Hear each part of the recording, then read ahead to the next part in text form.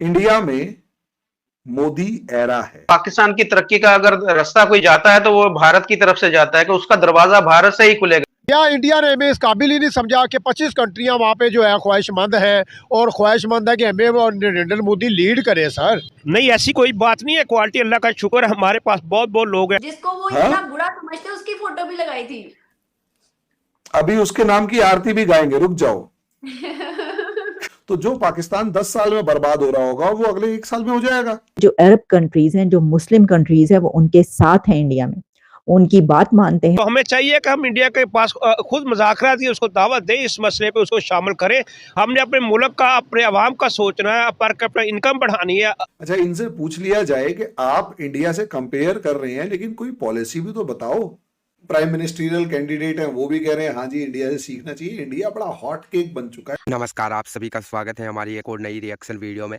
आज की इस वीडियो में हम देखने वाले हैं कि किस प्रकार से जो है ना भारत और पाकिस्तान के जो संबंध है वो जो है ना सुधर सकते हैं। ये चर्चा पाकिस्तान की मीडिया में हो रही है, क्योंकि पहले क्या होता था कि पाकिस्तान कुछ भी गलत सलत करता था और भारत उसको सहन कर लेता था, लेकिन इस समय भारत के अंदर मोदी सरकार है और वो पाकिस्तान की किसी भी हरकत को बर्दाश्त नहीं करती है। तो यहाँ पर ना यही चर्चा इस वीडियो में की जा रही है। तो वीडियो मज़ेदार होगी, पूरी देखना, लाइक करना, शेयर करना, चैनल पर नए हो तो सब्सक्राइब करके बेल आइकन को दबाना। तो चलिए वीडियो को शुरू करते हैं। तो हमारा तो मेन स्ट्रीम मीडिया कह रहा है कि इंडियन फॉर्मूला यूज करना चाहिए, इंडियन जो है पॉलिसीज अपनानी चाहिए, इसी वजह से शायद हम भी तरक्की कर जाए। तो जब वो बोलते हैं तो सही, जब हमारे पीएम बोलते हैं तो सही, अगर हम बोलते हैं तो गद्दार। अच्छा, इनसे पूछ लिया जाए कि आप इंडिया से कंपेयर कर रहे हैं लेकिन कोई पॉलिसी भी तो बताओ। तो आंसर इन दोनों के पास कोई है ही नहीं पॉलिसी का, क्योंकि पॉलिसी होगी तो ना। पॉलिसी नहीं है, क्योंकि पॉलिसी अगर पॉलिसी उस बंदे की होती है जिसने अगले वाले इलेक्शन में जाना है। पॉलिसी उस बंदे की होती है जिसके दिमाग के अंदर कंट्री का एक विजन होता है। तो कंट्री का जो विजन होता है उसकी अगर बात की जाए तो फिर गजब ही लेवल की बात है, लेकिन विजन तो है नहीं। अब आपके जो प्रधानमंत्री इमरान खान आए थे, अगर उनसे पूछा जाए कि भैया आपने पाकिस्तान का कर्जा उतारना है या खर्चा कम करना है, तो मजे की बात ये वो 8 भैंसें बेच रहे हैं, प्रधानमंत्री वाली गाड़ियां बेच रहे हैं, वो सब कुछ चीजें बेच रहे हैं और कह रहे हैं हम इकोनॉमिक क्राइसिस को झेल लेंगे और ठीक करेंगे। अरे भाई, यानी तुम वो बंदे हो जो कि मतलब 20,000 रुपए की सैलरी लेने वाला बंदा है और उसको 200 करोड़ की कंपनी पकड़ा दी जाए। 20,000 रुपए की सैलरी लेने वाला 200 करोड़ की कंपनी को चलाने अगर लगेगा तो सबसे पहले वो अगर खर्चा कम करना पड़ जाए तो उन्हें चपरासी को ही हटाएगा। वो चपरासी की वजह से कंपनी थोड़ा ना घाटे में हो रही है। अब आ जाते हैं आपके मीडिया पे। मीडिया ने एक बहुत शैलो टाइप का डिस्कशन किया। शैलो कैसे? बहुत ही हल्का। कैसे हल्का डिस्कशन? इसलिए किया क्योंकि उसने, है ना, लोगों को एक चीज टीआरपी। देखो, बड़े मीडिया में जैसे हमारे यूट्यूब चैनल्स के अंदर बहुत सौ को, जैसे आप लोगों की भी आजकल लड़ाई हो रही है, उसके अंदर क्या है? व्यूअरशिप की लड़ाई है। तो ऐसे ही उनका टीआरपी की लड़ाई है। अब वो जो टीआरपी की लड़ाई है, उस टीआरपी की लड़ाई के अंदर एक खास बात देखना, वो मैं गारंटी से कह रहा हूं, जो समा टीवी, क्या टीवी है मुझे नाम याद नहीं है, उस टीवी वाले ने एक काम किया होगा। उसने एक लाइन बोली होगी कि हमें भी मनमोहन सिंह वाला मॉडल अपनाना चाहिए और इंडिया वाला मॉडल अपनाना चाहिए। उससे आगे शायद उसे भी नहीं पता होगा कि वो इंडिया वाला मॉडल है क्या भाई। अच्छा चलो ये पूछ लो कि मनमोहन सिंह जी के पास डिग्रियां कौन कौन सी थी, एक्सपीरियंस कौन कौन सा था, कैची बनाया गया और थंबनेल पे लगा दिया गया। एग्जैक्टली। असलियत में मनमोहन सिंह से उनको कोई लेना देना है ही नहीं।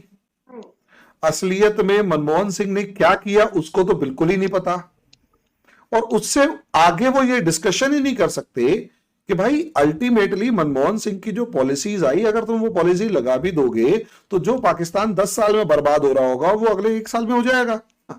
ये पहली बात। जो बंदा था मनमोहन सिंह जी, अल्ट्रा लेवल पढ़े लिखे, पाकिस्तान के अंदर ऐसे इस लेवल के एक बंदे का नाम बताओ, अगर वो बाहर है तो कौन है, क्या वो पाकिस्तान आना चाहता है, और अगर वो पाकिस्तान में है तो नाम बताओ, क्या वो पार्लियामेंट में है, और अगर पार्लियामेंट में है तो मुझे ये बताओ कि क्या आपकी सारी पॉलिटिकल पार्टीज उसको सपोर्ट करने के लिए रेडी है। साथ भी ये मोदी की भी पिक्चर थी, जिसको वो इतना बुरा समझते उसकी फोटो भी लगाई थी। अभी उसके नाम की आरती भी गाएंगे, रुक जाओ।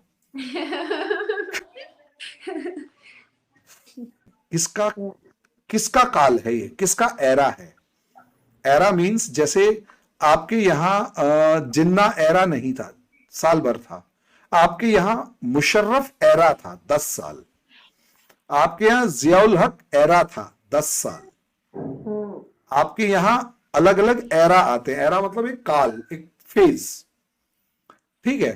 और वो फेज ऐसा होता है जिसमें वो इंसान इतना ताकतवर होता है कि उसके बिना आप कोई काम नहीं कर सकते। या तो कोई उसके फेवर में होगा या अपोज में होगा। इंडिया में मोदी एरा है जो 10 साल बीत चुके हैं। अगले 5 साल तो कंफर्म है, कम से कम अगले 10 साल भी कह सकते हैं।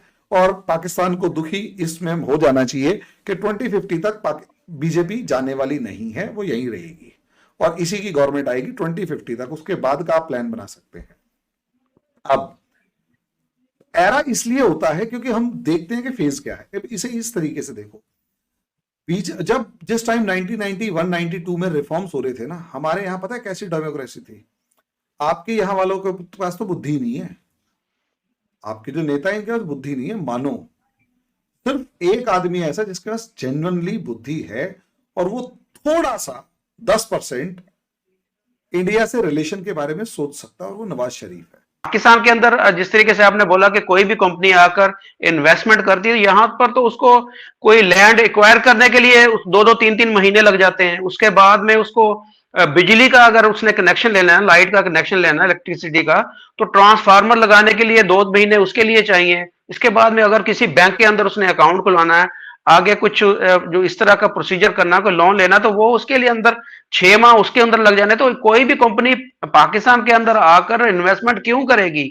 और उसके बाद में जिस तरीके से जो हमारी सिक्योरिटी के हालात हैं, जिस तरीके से गैर मुल्कियों के ऊपर हमले हो रहे हैं, सारी चीजें हो रही हैं, तो वो बहुत सारी यहाँ पाकिस्तान के अंदर प्रॉब्लम्स हैं।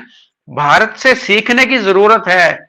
और मैं समझता हूं कि इसके लिए हमें जो है उनके लोगों की मदद लेने की जरूरत है। नवाज शरीफ के ऊपर पहले भी इल्जाम लग चुके हैं।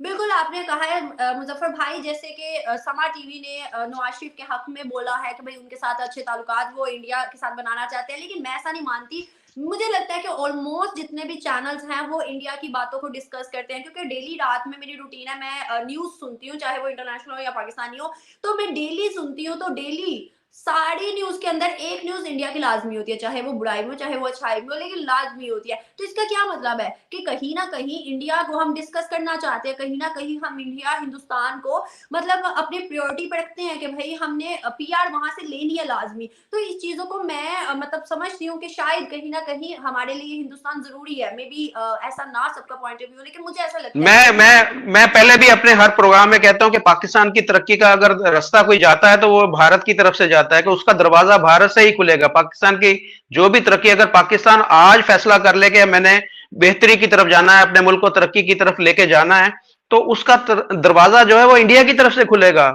इंडिया के साथ अच्छे रिलेशन के साथ खुलेगा।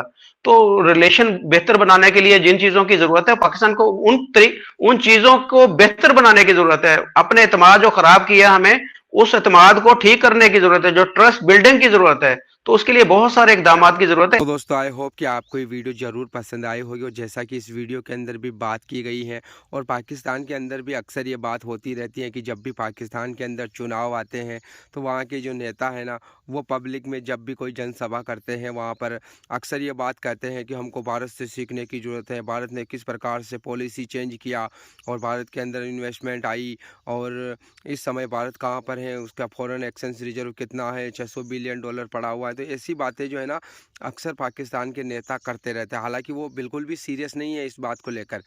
अगर देखा जाए तो पाकिस्तान की आर्मी और पाकिस्तान के जो नेता हैं वो कभी नहीं चाहते हैं कि जो है कि भारत के साथ उनके जो रिश्ते हैं वो सुधर जाए, लेकिन फिर भी पब्लिक से वोट लेने के लिए पाकिस्तान के नेता इस प्रकार की बातें करते रहते हैं। और ये आपने वीडियो के अंदर भी देखा है कि भारत ने क्या चेंज किए। जब भारत के ऊपर बुरा समय था उस टाइम पर भारत ने किस प्रकार के निर्णय लिए, किस प्रकार से चेंजेस लाए, और आज भारत कहाँ पर है। तो सीखने की बात पाकिस्तानी करते हैं लेकिन वो कभी सीखते नहीं हैं। बाकी आपने पूरी वीडियो देखी है, आपको कैसा लगा कमेंट करके ज़रूर बताना। मिलेंगे अगली नई वीडियो में, तब तक के लिए आप सभी का बहुत बहुत धन्यवाद।